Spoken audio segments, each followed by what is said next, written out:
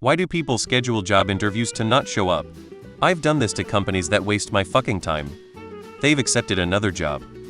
I think companies have created a culture where loyalty and professionalism aren't valued because companies have stopped using common courtesies.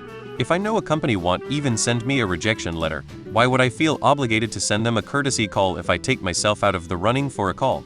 If I know a company will fire me on the spot, why should I give 2 weeks notice? It's still obviously the right professional thing to do, but modern companies have really degraded the two-way street of loyalty and respect IMO. It's a byproduct of today's employment market. It used to be the most stressful part of a new job was learning the new job. Now it's finding one. Back then, aging myself, you could walk into a lot of businesses, fill out a paper application, and if any hiring managers was around, you could end up with a job on the spot. Bring in your ID and paperwork on your first day. Often didn't wait on background checks. If something bad came up when they finally came in, they would just let you go. Now you see people applying at dozens of jobs just to get 5 callbacks, 3 interviews, and maybe a good job out of it. Once somebody gets a decent job offer, they take it just to be done with the whole job hunting process.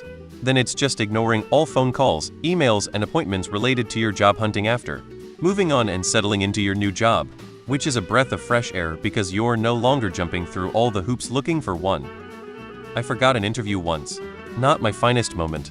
I had a few of them scheduled, hadn't written it down, and just forgot one of them. You get what you give.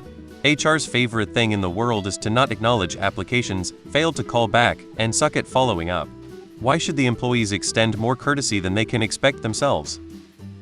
I've never canceled a job interview without calling, but I can see why someone would. Interviewing is an exhausting process. So I understand why some people don't bother with the courtesy of a cancellation phone call. Why do companies list available roles and then not actually hire anyone? Whims. Maybe the perfect job, or perfect candidate, rolls up and suddenly you're available. Who knows? I'm having the opposite problem. I've been going to scheduled interviews, and when I get there, the manager is off that day or at another store. Incredibly frustrating. Sometimes, as you're looking over the job terms, you realize how really awful it is and just sort of give up on it because you know any job that crappy isn't going to hire you anyway. Why do companies wait until 15 minutes beforehand to reschedule interviews? Or not even bother to let you know that the interview has been rescheduled until after you're all dolled up sitting there waiting for it to begin?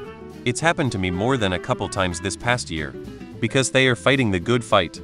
If employers respected our time, we would be more inclined to respect theirs. They just need to prove that they applied to a job to keep their unemployment benefits. The applicant doesn't care for one reason or another. Probably because you're a shitty employer?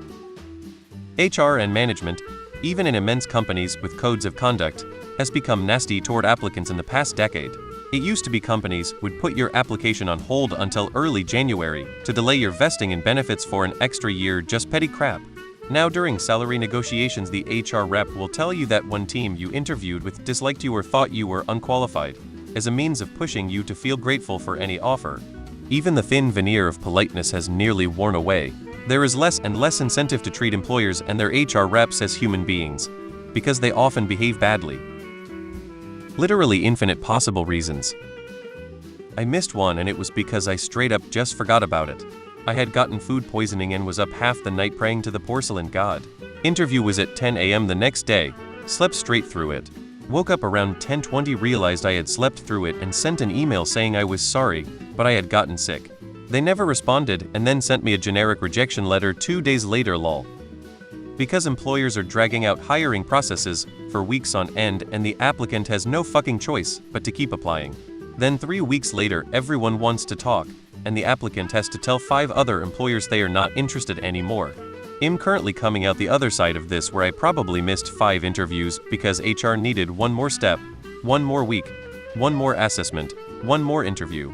It's creating a division where the employee really feels like fodder and they don't give a shit about your schedule either. You want a solution?